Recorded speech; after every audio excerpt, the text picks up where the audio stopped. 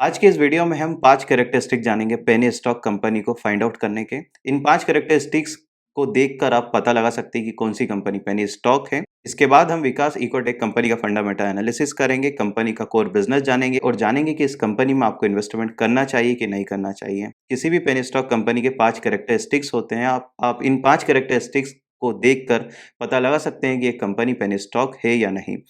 पहला कैरेक्टरिस्टिक्स होता है, जनरली पेनी स्टॉक कंपनी का स्टॉक प्राइस 10 रुपए से कम होता है। ऐसा कोई गोल्डन रूल नहीं है, लेकिन जनरली कंपनी का स्टॉक प्राइस 10 रुपए से कम होता है।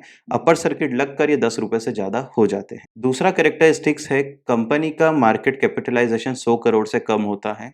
फिर से ऐसा कोई गोल्डन रूल नहीं है, कोई सा रिटर्न रूल नहीं है, लेकिन जनरली कंपनीज का मार्केट कैपिटलाइजेशन 100 करोड़ से कम होता है। पेनी स्टॉक कंपनी में लो लिक्विडिटी होती है। इसका मतलब ये है कि सर्किट्स ये हिट करती रहती है। इसमें जनरली अपर सर्किट लगते रहते हैं, लोअर सर्किट लगते हैं। चौथा कैरेक्टरिस्टिक है, पेनी स्टॉक का स्टॉक प्राइस स्पेक्युलेटिव होता है बाय नेचर। आप टेक्निकल एनालिसिस कर सकते हैं 1 मंथ का, 6 मंथ का, 1 ईयर का, लेकिन आप अंदाजा नहीं लगा सकते हैं कि इसका स्टॉक प्राइस आने वाले समय में क्या होगा। तो ये company penny stock company speculative होती है बाय नेचर। पांचवा कैरेक्टरिस्टिक्स है, ये पेनी स्टॉक कंपनी मल्टीबैगर साबित हो सकती है। जैसे हमने ट्राइडेंट के केस में देखा, ट्राइडेंट एक पेनी स्टॉक हुआ करता था, 10 रुपए 12 रुपए पे इसके लेवल इसका प्राइस रहा करता था, लेकिन आज उसका प्राइस 50 रुपए के आसपास है। वैसे ही पेनी स्टॉक का प्राइस 5 रुपए रहता है, 5 रुपए 6 रुपए के आसपास रहते हैं, लेकिन आने वाले समय में 6 महीने 8 महीने में 30 रुपए 35 रुपए तक हो सकता है। तो ये थे हमारे 5 कैरेक्टरिस्टिक पेनी स्टॉक को फाइंड आउट करने के। आप इन 5 कैरेक्टरिस्टिक्स को देखकर पेनी स्टॉक को फाइंड आउट कर सकते हैं। हम आज एक पेनी स्टॉक विकास इकोटेक का फंडामेंटल एनालिसिस करेंगे।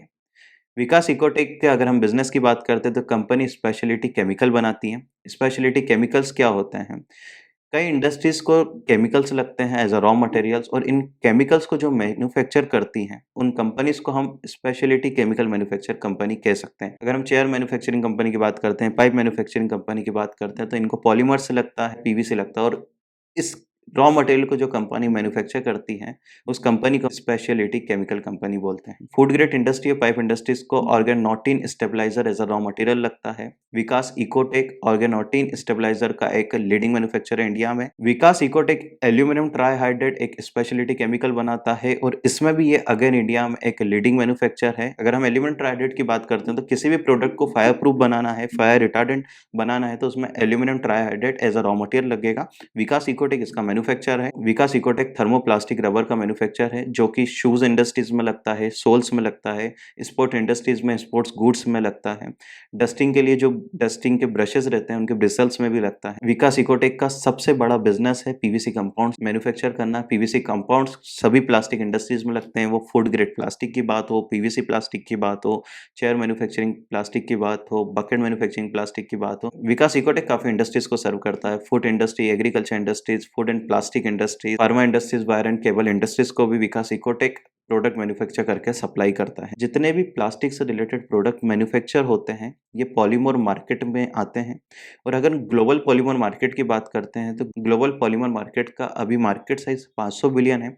2025 तक 750 बिलियन हो सकता है। अगर ऐसा होता है तो विकास इकोटेक जैसी कई स्पेशलिटी केमिकल्स कंपनी को डायरेक्टली या इनडायरेक्टली फायदा मिलेगा। विकास इकोटेक स्पेशलिटी केमिकल के अलावा एक नए बिजनेस में भी अपनी शुरुआत करने जा रही है, स्टील मैन्युफैक्चरिंग बिजनेस में। स्टील मैन्युफैक्चरिंग बिजनेस की बात करते हैं तो कंपनी स्टील पाइप्स बनाएगी। ये पाइप्स सीवेज में यूज़ हो सकते हैं, ड्रेनेज में यूज़ होते हैं, ड्रिंकिंग वाटर पाइप्स में यूज़ हो सकते हैं, इरिगेशन पाइप्स में यूज़ हो सकते हैं, और गैस लाइन पाइप्स में यूज़ हो सकते हैं। अगर हम कंपनी के फंडामेंटल एनालिसिस की बात करते हैं तो कंपनी का मार्केट कैपिटलाइजेशन अराउंड 500-600 करोड़ है। वहीं पर कंपनी के 52 वीक लो की बात करते हैं तो वो 1 रुपये है।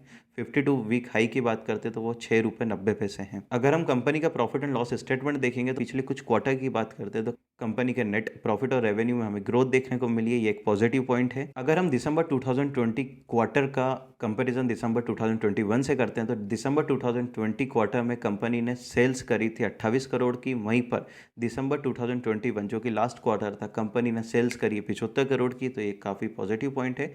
वहीं पर दिसंबर 2020 में कंपनी का नेट प्रॉफिट था सिर्फ 3 लाख। वहीं पर दिसंबर 2021 में कंपनी का नेट प्रॉफिट है 3.43 करोड़।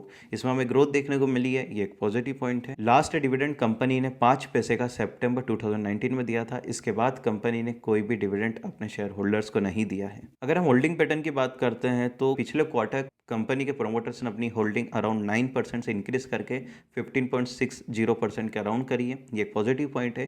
अगर आपको विकास इकोटेक में इन्वेस्टमेंट करना है, अगर आप अभी विकास इकोटेक में करंट इन्वेस्टर है तो अभी आप थोड़ा प्रॉफिट बुक कर सकते हैं, और अगर आप इसमें फ्रेश इन्वेस्टमेंट करना चाहते हैं तो थोड़ा रुक कर आप इसमें इन्वेस्टमेंट करिए। अभी थोड़ा प्राइस को नीचे आने दीजिए, फिर आप इसमें इन्वेस्टमेंट कर सकते हैं। हम आगे भी ऐसे ही कई वीडियोस लेकर आएंगे। आप हमें कमेंट सेक्शन में कंपनीज के नाम सजेस्ट कर सकते हैं जिस पर आप फंडामेंटल एनालिसिस चाहते हैं। हो सकता है थोड़ी देर से, लेकिन हम उस कंपनी का फंडामेंटल एनालिसिस जरूर लेकर आएंगे।